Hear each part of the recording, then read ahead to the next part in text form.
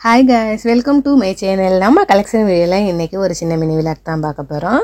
வாங்க வீடியோக்குள்ள போகலாம். புதுசா யாராவது என்னோட சேனலை பார்த்துக்கிட்டீங்கன்னா பாருங்க. என்னோட வீடியோஸ் உங்களுக்கு பிடிச்சிருந்தா மறக்காம லைக் பண்ணி சப்ஸ்கிரைப் பண்ணி பக்கத்துல உள்ள பெல் ஐகானை கிளிக் பண்ணிருங்க. அப்பதான் நான் போடுற வீடியோட நோட்டிபிகேஷன் உங்களுக்கு உடனுக்குடன் வந்து சேரும். வீடியோ மிஸ் பண்ணாம பார்க்கலாம். வாங்க இப்போ நம்ம வீடியோக்குள்ள போகலாம். என்னோட வீடியோஸ் பார்க்குறவங்க யாராவது இருந்தா புதுசா தயவு செய்து உங்களுக்கு வீடியோ பிடிக்கலனாலும் ஸ்கிப் பண்ணாதீங்க. கொஞ்ச நேரம் பார்த்துட்டு போங்க வந்ததுக்காகவாவது. ஏன்னா வீடியோ போட்ட 10 மினிட்ஸ்லேயே நம்மளோட வீடியோ ஸ்கிப் பண்ணிட்டு போயிட்டாங்கன்னா அது வந்து சக்ஸஸ் வீடியோவில் போய் நிற்காது. அதனால் என்னோடய வீடியோஸ் வந்து ரெக்கமெண்டேஷனில் போய் நிற்காமல் போயிடுறேன். அதனால் தயவுசெய்து ஒரு 5 நிமிஷமாவது ஒரு நிமிஷமாவது பார்த்துட்டாவது வெளியேறுங்க.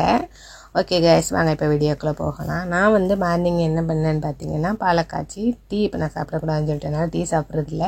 எப்போயாவது ஆனாலும் டீ சாப்பிடாம ஒரு 2 months இருந்தேன். அதுக்கு மேலே கட்டுப்படுத்த முடியலை. அப்பப்போ ஒரு 1/4 கிளாஸ் மட்டும் குடிச்சிக்கிறது. சரி டீயை குடிக்காமல் பாலாக குடிங்க நான் டாக்டர் இப்போ மறுபடியும் முடியலைன்னு காமிக்கவே சரி அப்படின்னு சொல்லிட்டு இப்போ வந்து ஓவல்டீன் வாங்கி வச்சு அதான் கலையை குடிக்கிறேன்.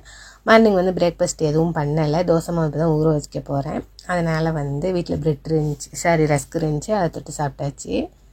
அப்புறம் வந்து பசங்களுக்கு வந்து சரி ஏதாவது ஸ்நாக்ஸ் பண்ணி கொடுக்கலாம்னு சொல்லிட்டு எடுத்துருக்கிறேன்.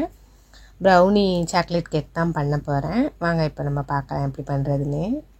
இதுக்கு வந்து ஃபஸ்ட் நான் ஒரு 50 கிராம் அளவுக்கு சாக்லேட்டு, 50 கிராம் அளவுக்கு வந்து பட்டரை எடுத்துக்கிட்டேன். ரெண்டையும் வந்து டபுள் பாயில்டு மெத்தேடு தான். சுடு தண்ணியை வந்து நம்ம நல்லா ஹீட் ஆக்குனதுக்கப்புறமா அதில் வந்து ஒரு நல்ல அடிகனமான ஒரு சில்வர் பாத்திரம் எடுத்துக்கிட்டேன்.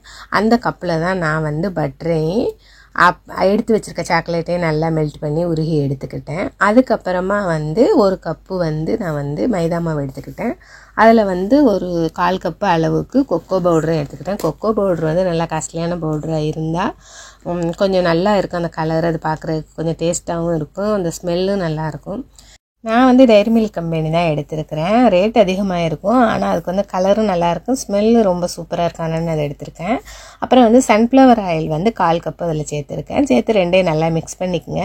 இதை வந்து நம்ம வந்து இதில் அடிக்கக்கூடாது. எப்படின்னா மிஷின் வச்சு அடிப்போம்ல கரண்டில், அதில் வந்து நான் அடிக்கலை. கையில் தான் நார்மலாக நம்ம வந்து அதை அடித்து எடுத்துக்கிறேன். அப்போ தான் அந்த இது வந்து கேக் வந்து நல்லா ஸ்மூத்தாக இருக்குது.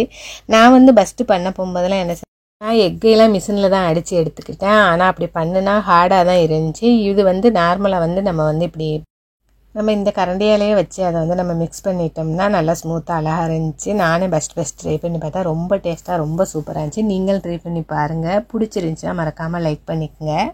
இப்போ வந்து நான் மாவு வந்து கலக்கி எடுத்தாச்சு. இதில் வந்து நான் வந்து சுகர் வந்து ஒரு கப்புக்கு நான் 1/2 கப்பு சுகர் எடுத்து பவுட்ரு பண்ணி எடுத்துக்கிட்டேன்.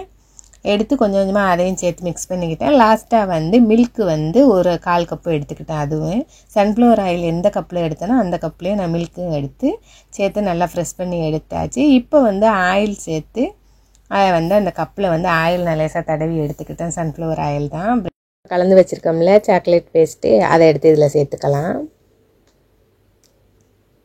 எல்லா கப்லையும் சேர்த்ததுக்கப்புறமா நான் வந்து பிஸ்தாவும் பாதாமும் சின்ன சின்னதாக கட் பண்ணி அது மேலே வந்து டெக்கரேஷன் மாதிரி பண்ணி விட்டேன். அதுவும் நல்லா சூப்பராக தான் இருந்துச்சு வித்தியாசமாக.